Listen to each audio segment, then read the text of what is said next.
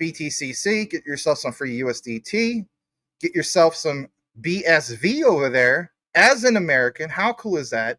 But also, if you're into leverage trading, you do up to 500x. If you don't know what you're doing, then by all means, don't do it. Not financial advice. But you can follow people that really, really do well on there. Will Fix follows a guy called All of the Money by Q. That guy has been doing this for well over a month, and he has over a 90% success ratio on his leverage. No kidding.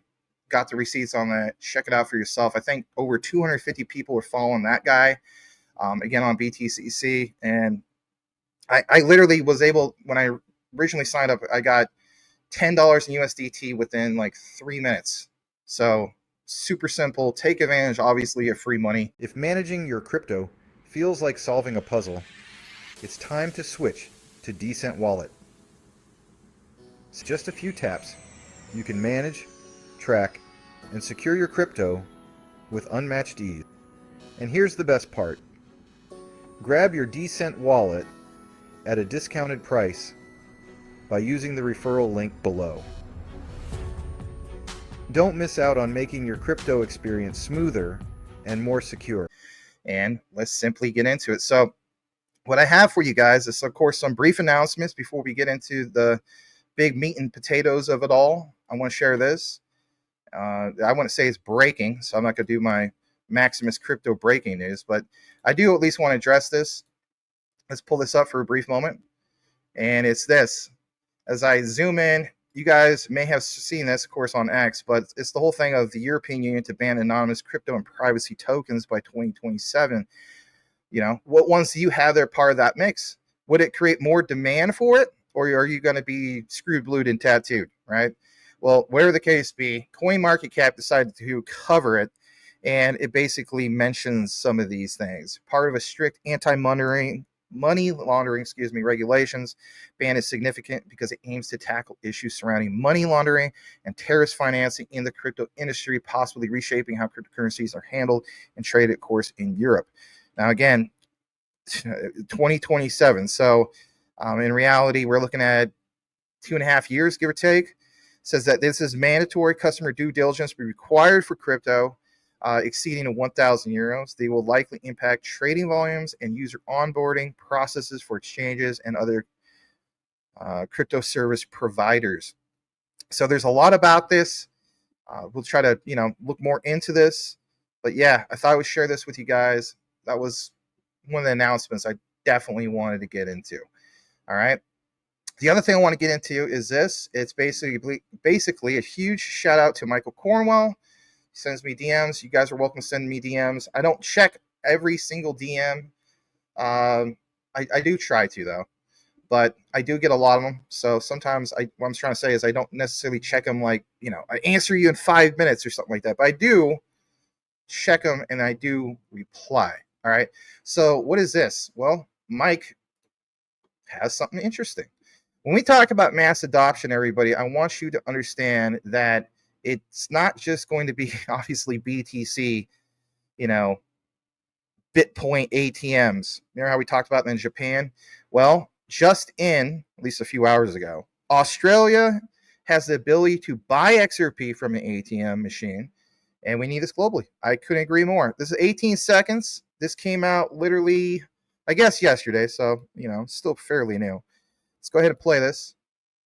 Draw your own conclusion. What do you think? You also see Stellar here, and I think you also see like a couple memes, and I believe there's another familiar one. But anyway, we're going to play it.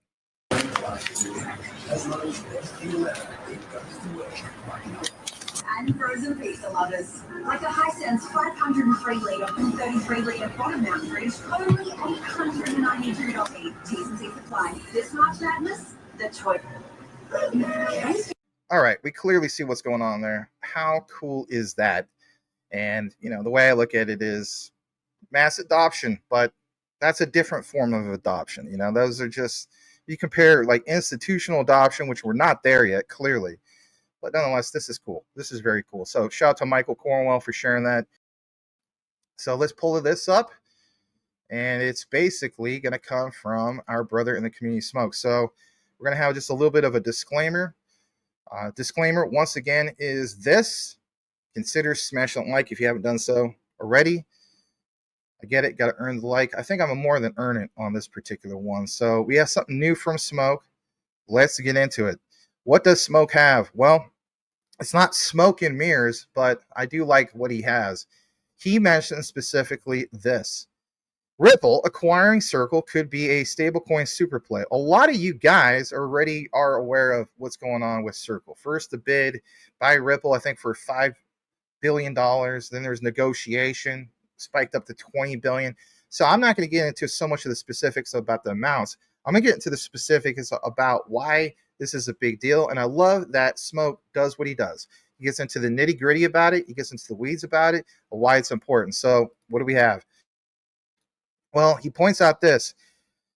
Circle's upcoming IPO filing just exposed a major weakness. Coinbase still takes 50% of USDC's reserve revenue, even after Circle paid a $210 million to cut them out of the consortium. That's a massive profit leak, and Ripple has the capital structure and incentive to fix it. Here's how it makes sense. And I know I'm reading some of this verbatim. This is good. All right. In 2024, Circle made $1.68 billion in revenue, but only $156 million in net income, weighed down by operational costs and the Coinbase arrangement. Ripple, on the other hand, has multiple cash flow channels, to say the least, right? But here's three key things that he wants us to pay attention to as in Smoke.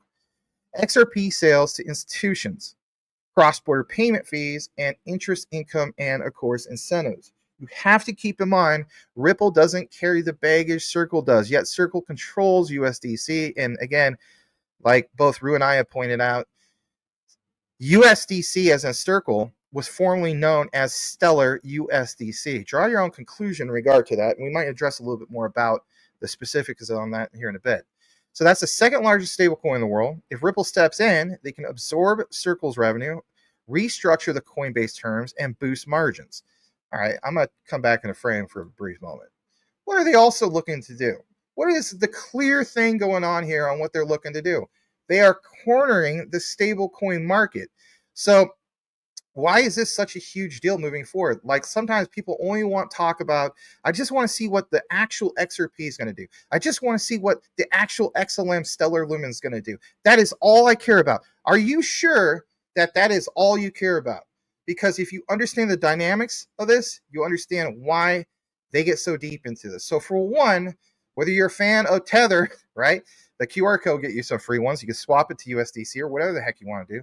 But whether you're a fan of that or not, Tether has the most pairings of any other stablecoin in the world, right? Whether, people are like, that's next Black Swan event. Again, I've been there, done that, and I'm not saying it couldn't happen. But if Tether goes away, that would be way worse than any FTX Terra Luna event ever. It will make that look like a Sunday school picnic or something. I mean, it would eclipse that by profound measures, to say the least. But here's the key thing. When we talk about pairings are the enablers for volume. Pairings are the enablers for liquidity. And that basically is where it's at. We're talking about now with this, if Ripple gets this done, not only is it going to create that much more liquidity for them moving forward, but that in itself will have to reevaluate the overall amounts of stable coins and their pairings and so on and so forth. So I do think this is a huge deal moving forward, and he's got a little bit more about this, so obviously we're going to check it out.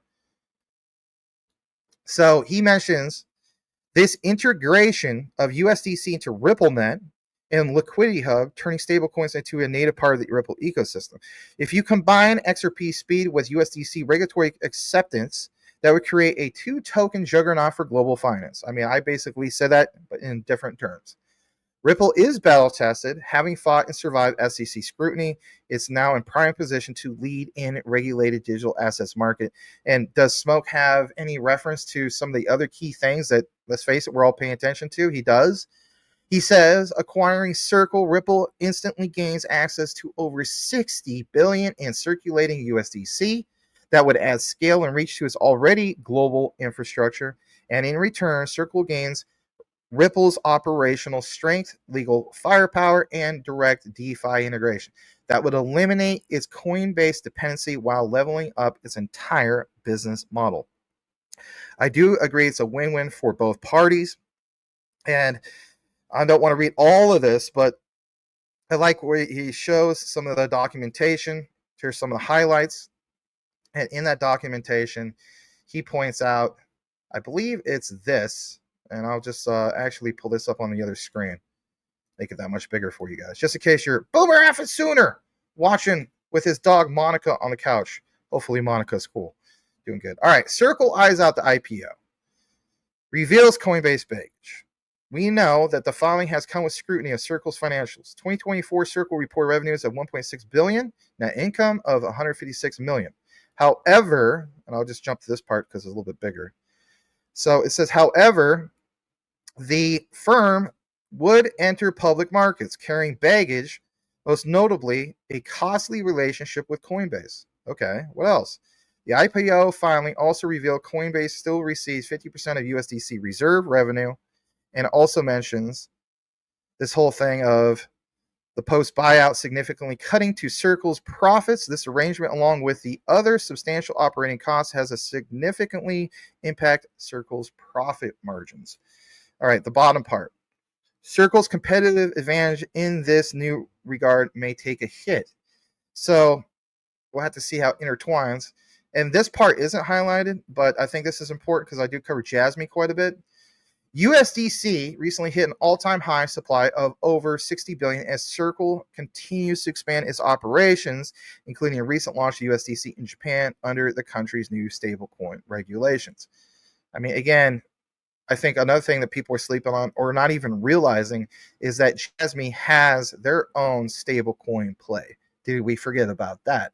And when that fully comes into full fruition, I think even with Jasmy, they're going to be off to the races because they're looking to pair what they have not only with their own ecosystem, with the DD coin, right, their stable coin, but also with Japanese yen denominated stable coins, and you get the gist, so on and so forth.